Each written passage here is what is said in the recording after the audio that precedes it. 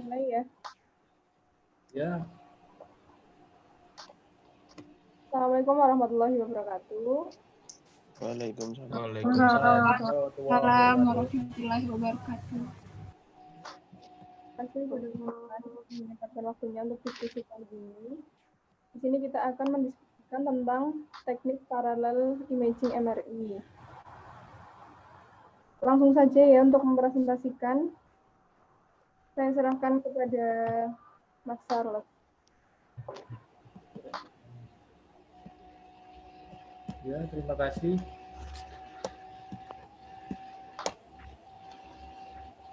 Ya, ini MRI ya. Yang pertama, magnetic resonance imaging adalah suatu teknik pencitraan medis dalam pemeriksaan diagnostik radiologi yang menghasilkan rekaman citra potongan penampang tubuh atau organ manusia dengan menggunakan medan magnet dan resonansi getaran pada inti atom hidrogen.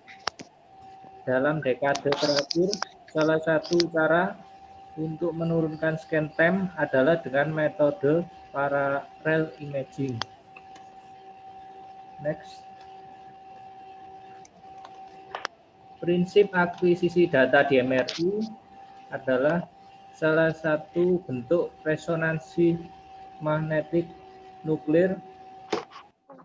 Ciri khasnya adalah MRI melokalisasi sinyal di ruang angkasa untuk menghasilkan gambar.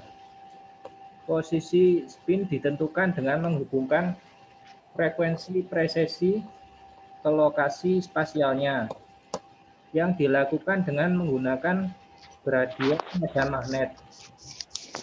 Setelah putaran menarik dengan radiofrekuensi RF pulsa, gradien medan magnet diterapkan sepanjang satu arah saat sinyal dikumpulkan. Proses yang disebut pengkodean frekuensi. Gradien memperkenalkan variasi linier dalam frekuensi presisi putaran sehingga ada korespondensi 1:1 antara frekuensi dan posisi. Mengabaikan efek pergeseran kimiawi. Kumparan penerima yang digunakan dalam MRI memperoleh sinyal di seluruh volume pencitraan, sehingga sinyal yang diterima bersih berisi campuran dari banyak frekuensi. Next.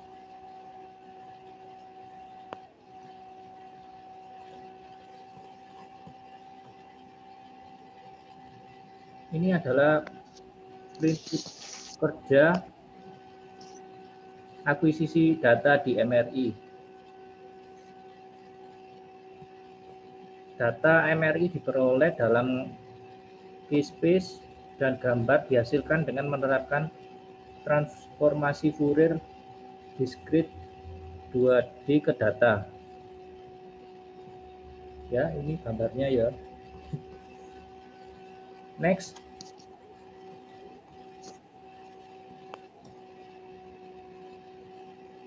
Ini TR dapat dipersingkat, namun TR mempengaruhi kontras gambar dan dibatasi oleh jenis urutan pulsa yang digunakan untuk pencitraan.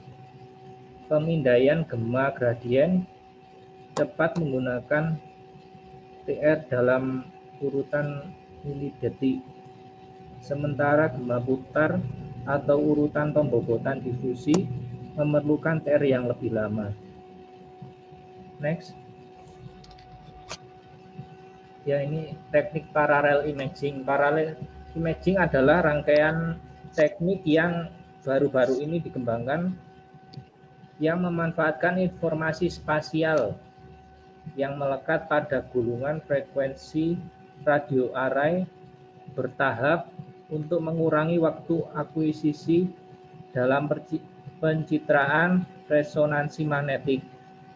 Paralel MRI merupakan teknik canggih untuk meningkatkan kecepatan akuisisi data MRI dengan melewati beberapa garis fase encoding pada K-space sementara arah frekuensi encoding tetap disampling penuh. Paralel MRI bekerja dengan mengambil keuntungan dari sensitivitas informasi spasial yang melekat dalam beberapa elemen receiver coil untuk menggantikan sebagian waktu spatial encoding yang biasa dilakukan dengan mengubah gradien medan magnet. Selanjutnya, parallel imaging merupakan metode rekonstruksi paralel MRI secara garis besar diklasifikasikan menjadi dua kelompok, yaitu rekonstruksi yang berlangsung di ruang gambar image space, misalnya sensor, fields, dan rekonstruksi yang dilakukan di K-space, misalnya SMES atau graba. Reduksi scan time yang pendek dalam paralel imaging memiliki beberapa manfaat. Yang pertama, sangat berguna untuk sequence yang tergantung pada waktu scanning pendek, seperti single bead hold. Yang kedua, waktu pemeriksaan keseluruhan dapat dikurangi, terutama pada pasien dengan keluhan nyeri yang hebat. Ya, selanjutnya, tujuan dari pencitraan parallel imaging ini untuk menghapus artefak aliasing yang dihasilkan dari garis pengkodean fase undersampling di K-space. Next.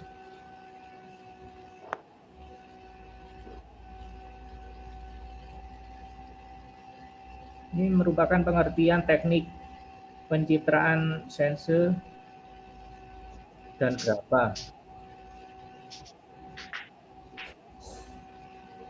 Pencitraan yang pertama, sensor sensitive encoding, adalah teknik pencitraan paralel yang mengungkapkan pixel yang dilapiskan dalam domain gambar. Sensor menggunakan pengetahuan sebelumnya tentang profil sensitivitas coil untuk memisahkan pixel terlipat dan memulihkan gambar FOV penuh. Teknik graba, jika sensor membuka sinyal dalam domain gambar, generalized spatially parallel acquisition, mensintesis titik data yang hilang secara langsung di K-space. Dalam graba, satu titik data K-space yang hilang disebut titik target, disintesis sebagai kombinasi linier dari titik K-space yang diperoleh, yang disebut titik sumber. Pencitraan paralel yang konsisten terdiri, yang pertama ada spirit. Pencitraan paralel spirit menggabungkan fitur sensor dan graba, seperti graba spirit menggunakan kernel K-space untuk memulihkan informasi yang hilang dengan memanfaatkan korelasi antara titik K-space yang berdekatan. Namun rekonstruksi dibingkai sebagai masalah terbalik seperti sense. Yang kedua ada S-spirit, adalah perpanjangan dari spirit yang memberikan wawasan tentang hubungan antara graba dan sense. S-spirit menggunakan operasi kernel K-space untuk mendapatkan satu set peta vektor eigen yang berperilaku seperti kepekaan kumparan yang dapat digabungkan dalam rekonstruksi sensor. Ya, selanjutnya.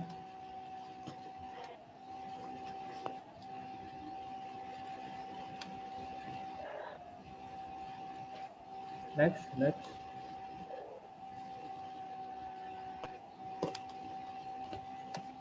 Penggunaan umum MRI. Selanjutnya, maaf Mas Charles, mungkin akan dilanjutkan sama Mas Bara. Oh ya, selanjutnya Mas Bara.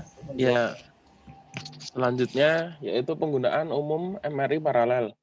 Penggunaan yang paling umum dari PMRI adalah untuk mengurangi waktu yang diperlukan untuk memperoleh data citra MR. Hal ini sangat berguna dalam pencitraan tubuh karena gerakan dari pernapasan dan gerakan peristaltik sering kali dapat menurunkan kualitas gambar. Penggunaan yang paling umum dari PMRI adalah untuk mengurangi waktu yang diperlukan untuk memperoleh data citra MR. Pencitraan paralel memiliki kepentingan yang sangat penting karena fleksibel dan dapat dikombinasikan dengan hampir semua jenis urutan denyut nadi. Selanjutnya,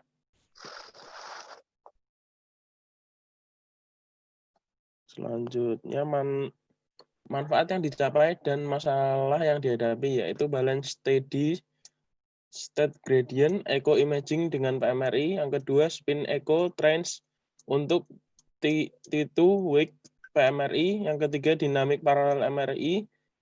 Yang keempat, PMRI pada T2 weighted imaging. Selanjutnya, balance steady state gradient echo imaging dengan PMRI.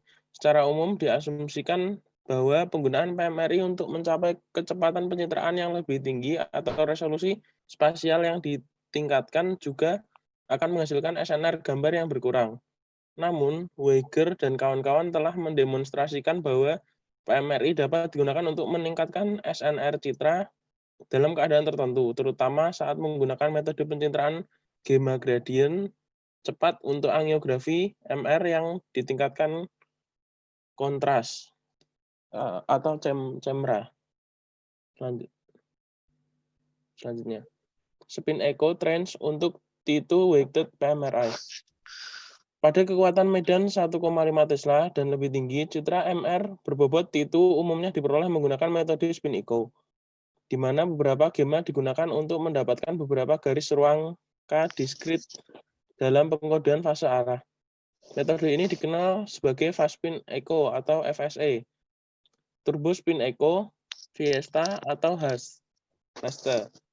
Namun, metode ini memiliki dua keterbatasan. Yang pertama, jumlah waktu yang dibutuhkan untuk rangkaian gamma untuk bermain membatasi jumlah irisan yang dapat diperoleh dalam kerangka waktu TR konvensional yang digunakan dalam pencitraan berbobot itu. Yang kedua, akuisisi diperpanjang beberapa spin echo dengan sekuens FSE membutuhkan waktu yang lebih besar dari T2, kebanyakan jaringan. Ini gambar ketiga FWHM dari fungsi penyebaran garis versus T2 dalam akuisisi spin echo turbo menunjukkan peningkatan resolusi yang tersedia menggunakan pencitraan sense versus konvensional. Dalam hal ini, citra sense dengan R sama dengan 2 diperlukan echo train length atau ETL 48, sedangkan untuk pencitraan konvensional ETL atau echo train length dibutuhkan 96, diadaptasi dari referensi. Selanjutnya, dynamic parallel MRI. Pencitraan dinamis adalah perolehan citra secara berurutan dari volume jaringan yang sama untuk tujuan mengikuti perjalanan waktu kejadian fisiologis. Tujuan khas dari MRI dinamis adalah untuk memperoleh gambar dari suatu objek yang sedang bergerak, misalnya fungsi jantung, atau untuk mengikuti agen kontras saat masuk ke dalam tubuh, misalnya pencitraan perfusi. Sayangnya, keterbatasan dalam kinerja gradien dan kendala fisiologis, misalnya stimulasi saraf perifer, membatasi kecepatan akuisisi gambar yang diperoleh secara eksklusif dari denyut gradien yang lebih cepat. Selanjutnya, PMRI pada T2 weighting image.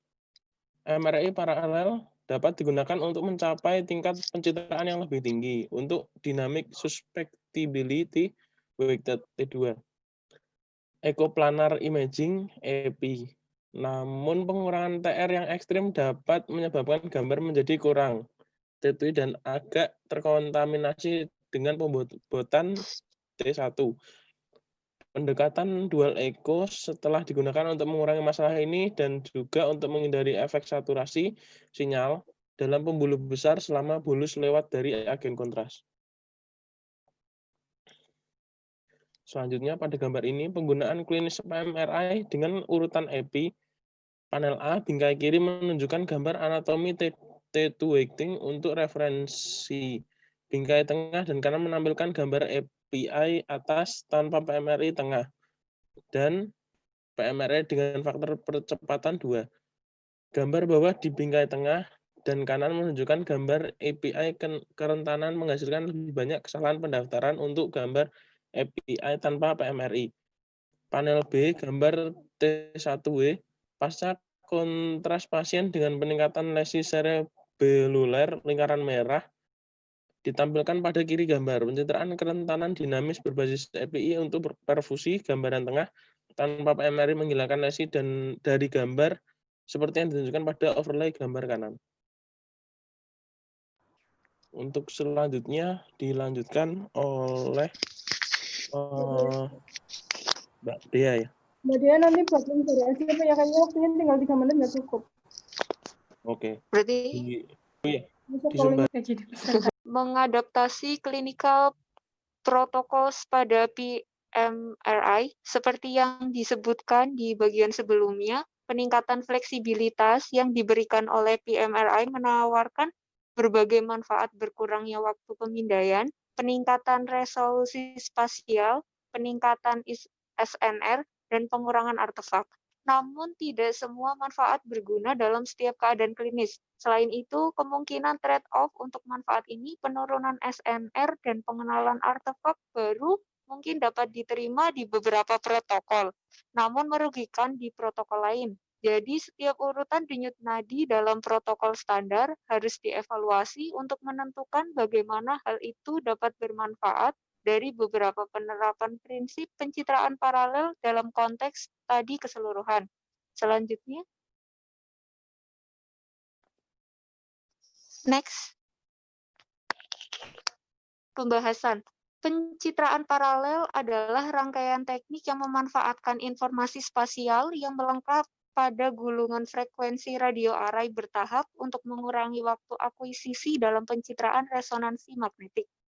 Teknik pencitraan paralel meningkatkan kualitas gambar dengan mengurangi panjang rangkaian gema dari urutan gema putar cepat dan gema cepat satu bidikan. Pencitraan paralel sangat menarik untuk aplikasi jantung dan vaskular dan kemungkinan akan terbukti berharga karena pencitraan tubuh 3 Tesla dan kardiovaskular menjadi bagian dari praktis klinis standar. Selanjutnya, metode rekonstruksi paralel MRI secara garis besar diklasifikasikan menjadi dua kelompok, yaitu rekonstruksi yang berlangsung di ruang gambar atau image space, misalnya sense, fields, dan rekonstruksi yang dilakukan di K-space, misalnya SMES dan GRAPPA. Next. Nah, pada jurnal yang dipublikasi oleh Pak Gatot Murti Wibowo dan kawan-kawan pada tahun 2015, jurnal yang dipublikasi menerapkan teknik paralel imaging untuk mengoptimalisasi anatomi pada MRI lumbal. Pada jurnal ini menggunakan pesawat MRI 0,3 Tesla yang hanya menggunakan coil dengan 2 elemen. Pada pembobotan T1 didapatkan ada perbedaan pada semua kriteria yang dinilai antara teknik konvensional TSI dengan teknik M-Sense serta antara teknik rutin dengan GRAPPA. Sedangkan antara M-Sense dan GRAPPA pada epidural fat, diskus intervertebralis dan kelainan atau HNP tidak terdapat perbedaan. Hal ini menunjukkan teknik M-Sense dan GRAPPA memiliki kemampuan untuk menampilkan organ tersebut secara sama dalam arti kejelasan organ tersebut. Pada pembobotan T2 tidak ada perbedaan yang signifikan pada kesemua organ atau kriteria yang dinilai. Next. Kesimpulannya adalah pencitraan paralel adalah rangkaian teknik yang memanfaatkan informasi spasial yang melekat pada gulungan frekuensi radio array bertahap untuk mengurangi waktu akuisisi dalam pencitraan resonansi magnetik. teknik pencitraan paralel meningkatkan kualitas gambar dengan mengurangi panjang rangkaian gema dari urutan gema putar cepat dan gema cepat dalam satu bidikan. Pencitraan paralel sangat menarik untuk aplikasi jantung dan vaskular, kemungkinan akan terbukti jika menggunakan pencitraan 3 Tesla dan kardiovaskular menjadi bagian dari praktik klinis standar. Dan pencitraan paralel memiliki keterbatasan, yaitu termasuk pengurangan rasio signal to noise dan artefak rekonstruksi. Selanjutnya, pada sebelumnya, Mas. Nah, pada jurnal yang dipublikasi oleh Pak Gatot pada tahun 2015 menerapkan teknik parallel imaging ini untuk mengoptimalisasi anatomi pada MRI lumbal dengan metode M-Sense dan Grappa. Pada penelitiannya dihasilkan bahwa untuk pasien-pasien dengan tingkat kesakitan yang cukup tinggi seperti pada kasus HNP yang memungkinkan terjadinya pergerakan pasien, sebaiknya diterapkan parallel imaging metode M-Sense untuk mengurangi waktu pemeriksaan. Untuk mendapatkan hasil citra MRI dengan detail yang tinggi, sebaiknya digunakan teknik konvensional TSE dengan konsekuensi waktu scan yang lebih lama jika dibandingkan dengan teknik parallel imaging. Begitu.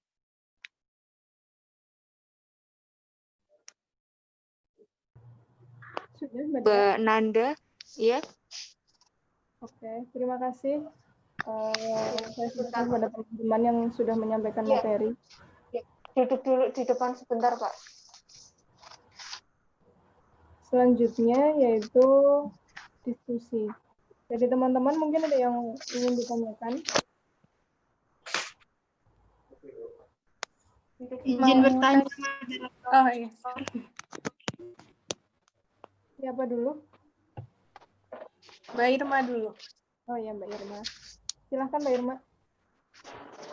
Ya. Pada pembahasan tadi kan disebutkan pada pembuatan titu itu tidak ada perbedaan pada organ yang dinilai. Pertanyaan saya itu, kenapa tidak ada perbedaan pada organ yang dinilai pada pembuatan titu itu? Terima kasih. Baik, terima kasih pertanyaannya Mbak Irma. Mungkin akan dijawab oleh Mas Aji. Ya, baik. Terima kasih atas pertanyaannya. Saya akan menjawab pertanyaan dari Mbak Irma. Kenapa tidak ada perbedaan ya? Karena ketika menggunakan teknik paralel imaging, metode M-Sense, itu rekonstruksi ceritanya terjadi pada image setelah transformasi Fourier. Sedangkan pada teknik Grappa, rekonstruksi ceritanya terjadi di K-space sebelum transformasi Fourier. Akan tetapi secara akuisisi kedua teknik ini sama-sama memanfaatkan fase recoil elemen dengan teknik undersampling. Kurang lebih seperti itu. Bisa mengerti Mbak Irma?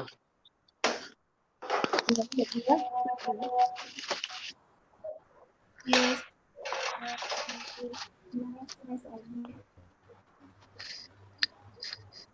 Oke, terima kasih. Untuk selanjutnya dari teman-teman ada yang mau menanyakan kembali? Ya Mbak, mau tanya. Oke, Mbak Mela. Tadi kan dijelaskan tentang dinamik paralel ya. Lalu apa perbedaannya yang dinamik paralel sama yang paralel MRI yang standar? Oke, terima kasih atas pertanyaannya. Akan dijawab oleh siapa kira-kira? Mas Bara? Ya, ya Mbak. Amar. Mas Bara ada? Iya ada. Pak Ahmad Saifuddin. Pak Ahmad Subhan. Silahkan, Mas. Kasih dulu ya, Pak. Bapak naik sana. Dadanya nempel.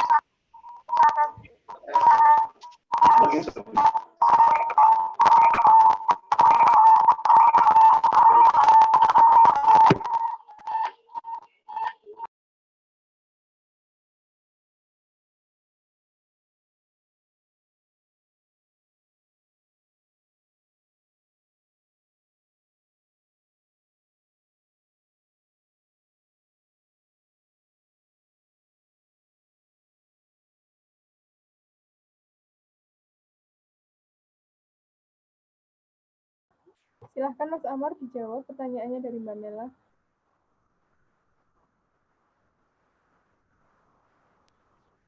Ya, terima kasih. Ya, saya akan mencoba menjawab.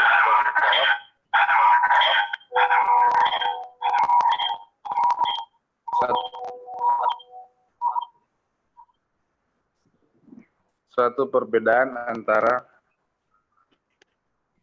PMRI standar dan PMRI dalam akuisisi dinamis adalah bahwa data dapat diambil sampelnya di bawah umur di cache page dan dalam waktu. PMRI dinamis digunakan untuk pemeriksaan perubahan dalam suatu wilayah dari waktu ke waktu karena perubahan yang diharapkan kecil atau dapat diabaikan di bagian tertentu gambar dari waktu ke waktu. Rangkaian gambar dinamis memiliki beberapa derajat korelasi spasio-temporal. Dari korelasi spasio-temporal ini sering disebut ruang KT.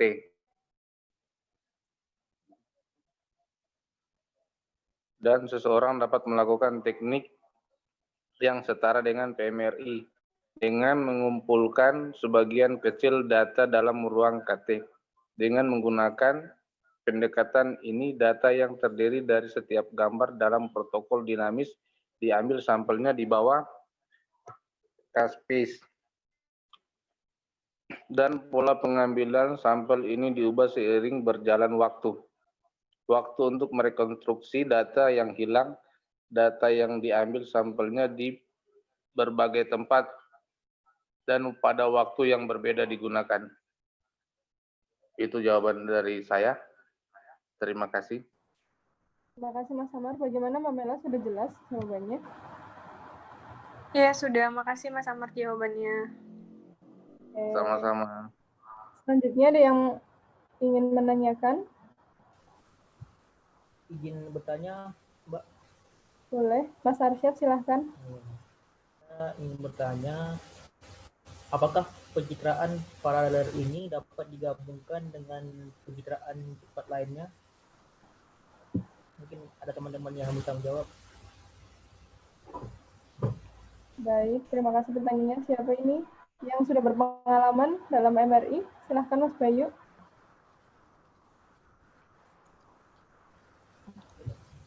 Iya, terima kasih Mas Arsyad. Mungkin ini saya karena masih baru ya di rumah sakit, jadi belum terlalu berpengalaman megang MRI juga karena kita masih D3 gitu, jadi kan yang sering megang MRI yang D4 gitu. Lah, kalau saya tanya ke senior saya yang di rumah sakit itu, untuk paralel imaging itu jarang digunakan di, bahkan mungkin tidak pernah ya di rumah sakit kita itu pakai paralel imaging.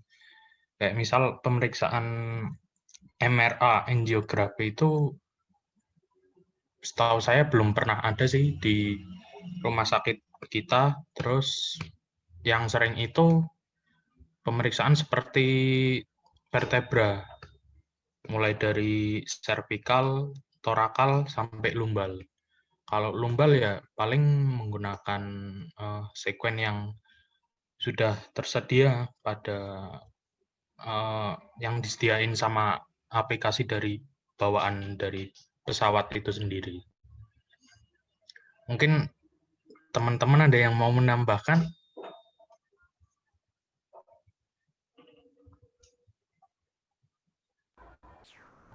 Barangkali ada yang pernah praktek dengan MRI atau... Ya, dari teman-teman mungkin ada yang sudah pernah praktek MRI, mengoperasikannya. Mas Amar mungkin yang sudah bekerja? Atau Mas Haji? Mas Charles?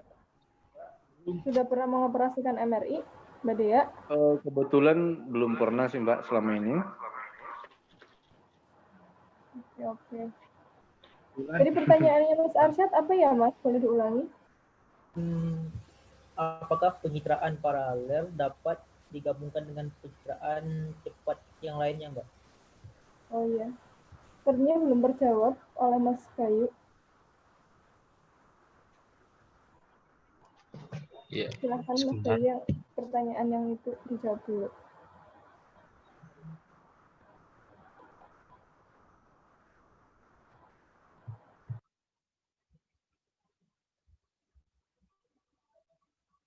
Untuk ini, kalau pertanyaannya tadi pencitraan paralel dapat digabungkan dengan pencitraan cepat lainnya gitu ya. Ini Iya, kalau betul. jawaban yang saya cari dari sumber-sumber yang sudah ada, yang kita diskusikan kemarin, yang sumber kita cari bareng-bareng itu, mungkin ini jawaban dari saya, pencitraan paralel itu memiliki kepentingan yang sangat penting karena fleksibel dan dapat dikombinasikan dengan hampir semua jenis urutan denyut nadi. Misalnya, seorang dapat menggabungkan pencitraan paralel dengan metode pencitraan cepat lainnya, seperti EPI mungkin, atau FSE, Fast Spin Echo, mungkin itu bisa. Bagaimana Mas Arsyad? Terima kasih, Mas. Jawabannya sangat mudah dimengerti. Mungkin ada teman-teman yang mau menambahkan. Mas Bayu mungkin cerita pengalamannya selama di rumah sakit mengoperasikan MRI bagaimana dari awal pasien sampai di rumah sakit sih saya belajar yang karena di rumah sakit itu kebanyakan permintaan pemeriksaan itu cuma MRI vertebrae. Jadi saya seringnya cuma kadang meriksa itu MRI lumbal gitu, MRI torakal. Cuma untuk yang MRI seperti MRI lainnya gitu belum dapat sih. Kemudian kalau teknik-tekniknya mungkin kayak barrel imaging gitu belum pernah mencoba pakai teknik itu gitu. Karena mungkin ini sedang belajar gitu ya. Belajar bareng-bareng. Jadi mungkin suatu saat pasti akan dicoba lah. Oke, tapi kalau untuk pemeriksaan yang lainnya boleh sharing lah Mas, sedikit. Untuk pemeriksaan lain itu kalau biasanya MRI kepala, mungkin MRI kepala jarang juga sih. Itu misal ada karena saya belum menguasai, itu yang ngerjain biasanya yang D4. Tapi kalau sekedar lumbal gitu, ya bisa sih dikerjain. Sebenarnya kita yang D3 itu juga walaupun sesuai peraturannya mungkin yang mengoperasiin MRI itu yang D4 mungkin ya. Cuma kalau D3 kita mungkin sedikit belajar dengan senior kita yang biasa megang MRI, mungkin pasti diajarin lah. Kalau mungkin pemeriksaan yang mudah-mudah seperti lumbal gitu, torakal, pokoknya yang vertebrae gitu kan mudah sih. Ya kita pasti bisa gitu. Soalnya MRI itu nggak sesulit apa yang dibayangkan gitu. Jadi soalnya kita udah tinggal ngikutin sekuen-sekuen yang ada yang udah disediain sama vendor alat pesawat kita masing-masing. Jadi ya udah tinggal jalanin aja. Itu sih mungkin pengalaman saya. Terima kasih Mas Bayu. Mungkin dari teman-teman ada yang menanyakan. Berapa tes Pak di rumah sakitnya Mas? Di rumah sakit saya pakai pesawat Siemens yang 1,5 Tesla. Berarti sequence Mungkin series teman-teman atau ada custom? yang pernah praktek di tempat prakteknya, mungkin ada MRI gitu, Mas bisa Dea, Mbak diceritain Irma, mungkin. Mbak Mela, Mas Arsyad, Mas Charles, Mbak Dea, Mas Aji, atau Mas Amar mungkin sudah pernah mengoperasikan MRI?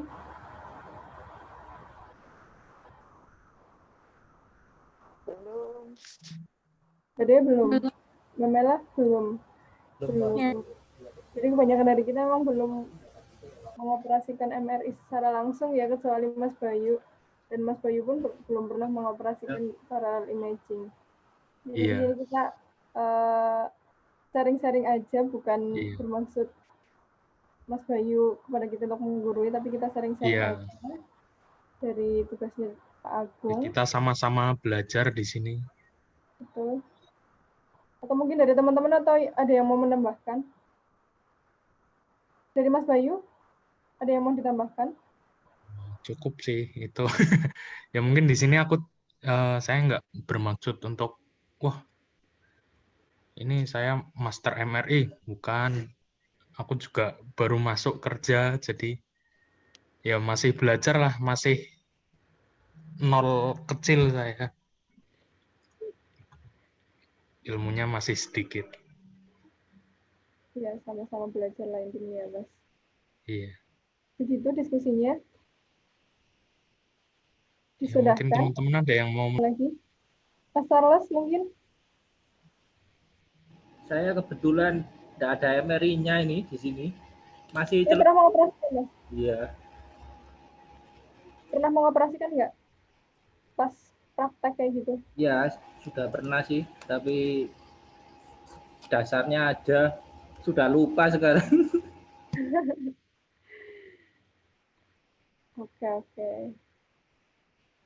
Terima kasih sharing-sharingnya. Cukup? Cukup sepertinya, Mbak. Cukup ya. Cukup. Oke, terima kasih pada teman-teman yang sudah meluangkan waktunya dan sudah sharing-sharing kepada kita semua. Semoga ilmu yang kita dapatkan bermanfaat untuk kita ke depannya. Amin. Kita tutup ya dengan Assalamualaikum warahmatullahi wabarakatuh. Waalaikumsalam warahmatullahi Terima kasih wabarakatuh. teman-teman semua. Bayu, makasih. Makasih semuanya. Terima kasih loh, Bayu.